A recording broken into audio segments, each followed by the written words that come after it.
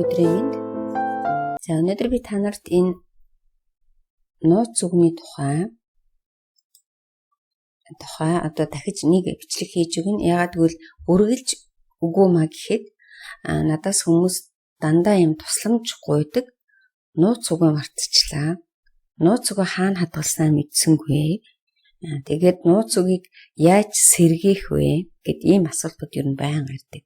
Тэр читэл одоо имэйлээ мартчихлаа гэсэн хүртэл юу. Тэгээд тэр чинь би бол мэдэхгүй шүү дээ имэйлээ мартсан чи. За тийм болохоор өнөөдөр энэ анхлан орж ирж байгаа сайтад дөнгөж бүртгүүлж байгаа нууц үгээ яаж хаана хадгалснаа мэдэхгүй хүмүүс энийг их сайн анхаарч үзэж аваарай. Тэгэхээр нууц үг гэдэг маань бидний хамгийн чухал юм. Тийм үү? Хамгийн чухал. Бид нар нууц үгээд алдах юм бол тэгэл ерөөсө бүх юм алдчихаа гэсэн үг. Тэгээд би энэ юутай холбоотой нэлээд хэд хэдэн бичлэгнүүд хийснээс би одоо нэгийг та нарт харуулъя. За нэгт нь энэ Google Keep-ийг яаж зөв ашиглах вэ? Бидний ажилд ямар холбоотой гэсэн энэ бичлэгийг заавалжгүй үзээрэй тэр нууц үгээ мартаад байгаа хүмүүс. За дараагийн бичлэг нь энэ ийж байна.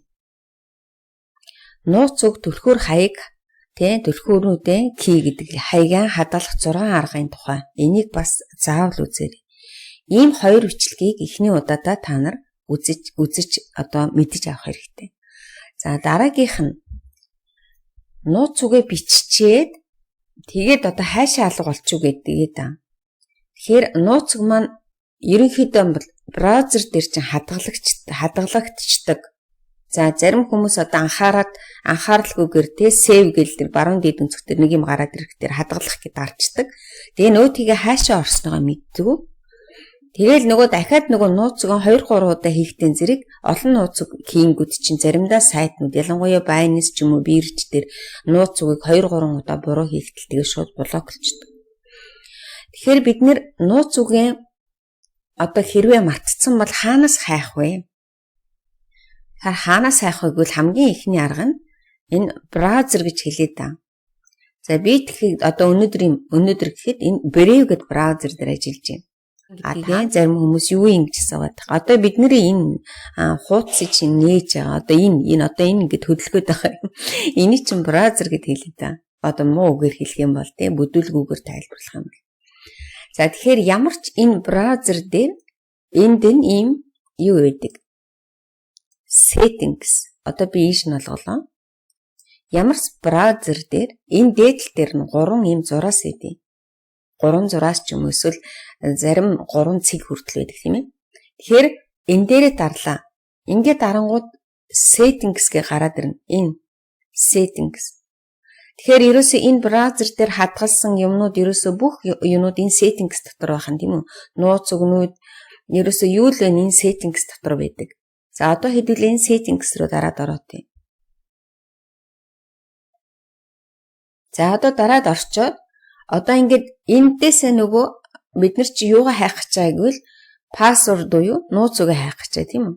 Тэгэхээр энэ дээдл дээр хайх энэ нөгөө тэмдэг байж гин баруун дээд өнцөг дээр энэ дээр дарлаа. За энэ дээр дарангууд одоо энэ браузер дотроос юу байх вэ гэдгийг хайна. Бид нар ч одоо юу хайх гэж байгаа бэлээ гэвэл пассвордтай хайх гэж байгаа. Нууц үгээ хайх гэж байгаа. Тэгэхээр ингээд passwords гэ гараад ирнэ. Ингээд гараад ирэнгүүт энэ тэмдэг байна тийм үү? Түлхүүрний тэмдэг дээр. Энэ дээр дарахад чинь бидний бүх хадгалсан пассворднууд ингээд гараад ирнэ. Зарим нэг нь одоо жишээлбэл Facebook-ийн паспорт буюу Facebook-ийн нууц үг нь never saved гэж юм тийм үү? Тэгэхээр энд юу хадгалагддаггүй. Бусдууд нь ингээд жиридэл гараад ирдэг.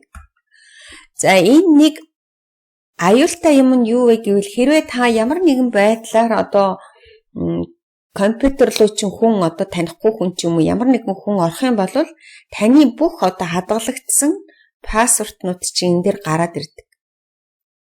Тэгэхээр минийх дээр яагаад гарахгүй байна гэвэл би энэ Dashlane гээд менежер дээр өөрийнхөө бүх нууц үгнүүдийг хадгалсан учраас ерөөс энэ дээр гарч ирэхгүй хинч миний энэ Dashlane л орохгүй бол миний нууц үгийг хинч олж харж чадахгүй гэсэн үг.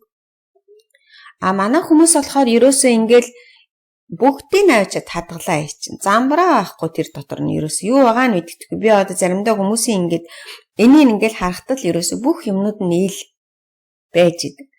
Тэгэхээр одоо жишээлбэл би та нарт жишээн дээр харуулаа тийм. Одоо ингээд би нэг сайт руу орох гэж байна тийм ээ. За одоо энэ дээр би саяхан энд нууц үгээ бичлээ. Капча хийлээ. Одоо та нар сайн ажиглаарай. За ингээд логин хийгээд орно. Тэгэхэд энэ дээд тал дээр, баруун дээд тал дээр хадгалах уу гэд гараад ирдэг. За одоо энэ байж гин. Миний холхтон зэрэг дээшлээ энэ лөө хадгалах нь уу гэж гарч ирж байгаа. Тэгвэл энийг би хэрвээ та нарт энэ програм байхгүй бол нөгөө эн чинь хаана хадгалагдаад ороод ирэх нь үү? Энд хадгалагдчих нь шүү дээ. За одоо би энэ дээр хадгалаад харуулад. За би саяд нөгөө дээшлээ ингээ хаачлаад төр зүр. Тэгэхээр хараа энд гараад ирж байгаа save password гэх. Тэгээ нөгөө миний саяын шинэ орсон нөгөө юу чинь энд save гэдэг дарангууд одоо энэ дээдлэлтэй түлхүүрний зураг байна. Энд ингээд хадгалагдчихжээ. За одоо би ингээд дарлаа. Тэгэхээр нөгөө төрүүчийн энэ рүү чинь хадгалагдаад гараад ирж байгаа. За жишээл одоо ингээл энэ нүдэн дээр дарахтал энэ миний бүх пассворд харагдана гэсэн. Ойлгож байна. Тэгэхээр одоо жишээлбэл зарим хүмүүс нууц үгнүүдээ олон удаа хийгээд байхтан зэрэг одоо жишээлбэл энэ contents.com гэдэг рүү олон удаа хүмүүс ингээл хадгалаг нэг удаа нууц үгээ солиод дахиж хадгалаад нэг үгээ нууц үгээ солиод дахиж хадгалаад байхаар энд ингээд зөндөө олон хадгалагдчихдаг. Тэгэхээр дараа нэг төвөг учраад идэв. Тийм болохоор та нар энэ баруун гар талын 3 цэгэн дээр дараад remove гэх юм бол энд нөгөө хадгалагдсан юу чи ингээд бүр арилна гэсэн үг. Тэгээ хэрэгтэй хэрэггүй юмудаа бүгдийг эндээс устгах хэрэгтэй. Ягаад гэвэл нэг сайтн дээр 3 янзын пассвортыг хадгалсан бол нөгөөдөр чинь бүгдөө энэ дээр ингээд шавралтад байж байгаа. Тэгэхээр хэрэгтэйг аваад хэрэггүйг нь арилгах юм. За дараа нь одоо ингээд ерөөсө дурын хүн таны браузерыг чинь нээгээл таны бүх пассвортыг чинь энэ нүдэн дээр дарахтал бүгд гараад ирэх нь шүү дээ. Тийм байгаа. Одоо ингээл дарахтал гараад ирнэ. Ингээл харагдчихжээ. Тэгэхээр энэс яаж хамгаалах вэ гэвэл энэ юу руугаа ордог ганцхан пассворд хийчдэг. Ерөөсөө ганцхан тэгээд эднэрийг нөгөө одоо энийг гэсэндээ хаалттай байхаар тийм ээ хүнд харагдахгүй байхаар болгодог. За тэрийг би тэр нөгөө нууц үг төрхөр хаяга хаана хадгалах вэ гэдэг дээр төрөөчийн ингээд програм дээр хадгална гэсгээ. Тэр энэ рүү ингээд орох гэхдээ зэрэг одоо нөгөө бүр компьютер дээрээ энийг нуудаг гэсэн үг. Энийг нээсэн ч гэсэн энүүдэн дээр дарсан ч гэсэн эн чинь харагдахгүй нэг одоо нууц үг нэхэд ид. Тэ тэрийг нь бол тэр юун дээр нь бүр компьютер дээрээ юу хийчихдээ. Тэгэхээр би одоо юу гэж хэлэх гээд байна вэ гэвэл ерөөсөө таны бүх нууц үгнүүд чинь ингээл ил задгай байж байгаа нь шүү дээ. Хэрвээ та нууц үгэн програм дээр хадгалахгүй, эсвэл Google Keep дээр хадгалахгүй болвол энэ браузер дээр хадгалах бол хамгийн муу арга. Хамгийн муу. Тэгэхээр хэрэгтэй хэрэггүй юмнуудаа бүгдийг ялгаж салгаж авч жагаад энийгээс устгаад бүр ингээд устгачихна. Одоо яг энэ миний браузер дээр юу ч харагдахгүй байгаа үстэй. Яг ийм байж ах хэвээр. За одоо ингээд бид нар нөгөө нууц үг маань хаашаа орсноогоо бид нар мэдчихлээ тийм үү? За саяын би пассвортыг энэ дээр ингэж тавьчаад одоо энэ дээр ингэж тавьчаад одоо би нөгөө энэ саяхан та нарт харуулсан пассвортоо солино гэсэн үг. За одоо солихын тулд манайхан ингээд пассворт солихороо ерөөсөө 1 2 3 4 хин гэдин те нэг CM 1 2 3 4 5 ч гэдэг юм. Ингээл солилцсон байгаа харагдах юм. Ерөөсөө тэр чинь бол олигтой пассворт биш. Би та нарт ямар одоо нууц үгийг зөв сайн хийх вэ гэд ингээд хэлсэн байгаа тийм үү. За одоо би энэний ингээд саяхан пассвортын дээр гэлээхэд чинь л одоо би дахиад ингээд өөр юмнууд нэмнэ гэсэн үг тийм үү. За тэгээд ингээд би дараагийнхаа пассвортыг сольчихоо гэсэн үг. Ингээд тэгээд энэ хоёрын юу чинь ингээд солигдчихин тийм үү. За одоо энэ ингээд мэдээд авчлаа. За одоо дахиад нөгөөдгөөс чи асууж ин тийм ээ хадгалах уугүй гэд. Би болохоор энэ дээр хадгалахгүй. За энийг одоо ойлгоцсон. Хаанаас бид нэр юугаа олох нь вэ? юугаа нууц үгээ олох вэ? Хаана хадгалагдсан аа? За одоо дараагийн асуулт нь.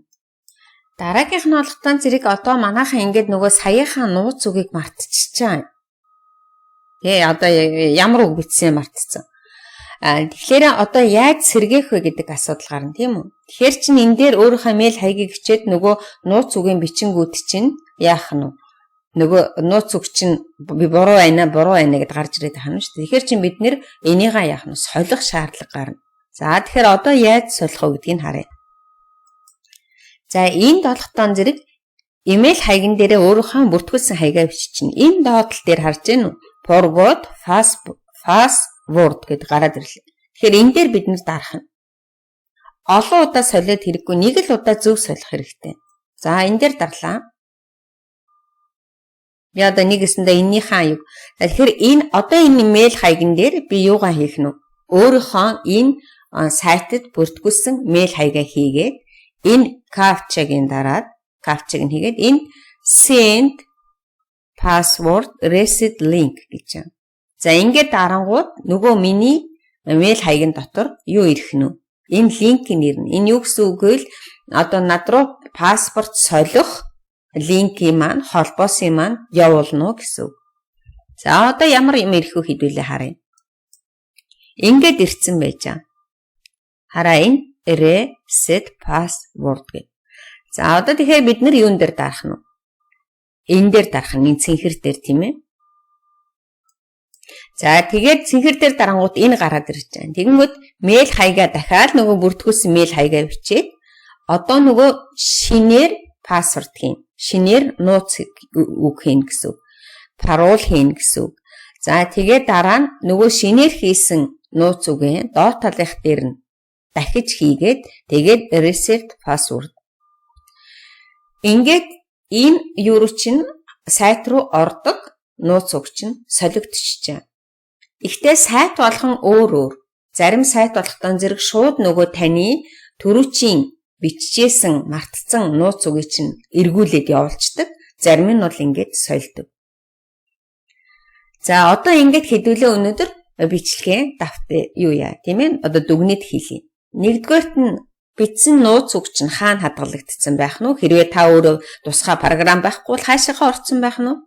Тэр хадгалсан пассвортнуудаа өөрөө гой зэгцлээд янзлаад устгахын устгаад тэгээд хэрэгтэйг нь авч үлдээд хэрэггүйг нь бүр устгаад өөр газар яагаад бичиж аваад тэгээд тэр браузер дээр нууц үг хадгалахыг бол би ерөөсөн зөвшөөрдөггүй. Ер нь бол пассворд тэнд байх шаардлага ерөөсөө байхгүй. Эсвэл тэмдэглэлийн дэвтэр дээр, эсвэл Google Keep дээр, эсвэл програм дээр. За тэгээд нэгэнтээ тэндээсээ өөрийнхөө пассвортыг хэтэрхий олон юмнууд хадгалагдсан байл хэрэггүйнүүдээ сайхан цэвэрлээд юу гэдэг вэ нөгөө хэдий чиний замбраагүй ажил чинь хэдий чиний замбраагүй таны толгойд хэдий чиний замбраагүй гэдэг шүү дээ. За дараа нь яаж пассвортоо солих вэ гэдгийг хэлээд өгчлөө. За ингээд өнөөдрийн бичлэг дууслаа. Ойлгосон бол баярлалаа. Бүгдэнд нь амжилт.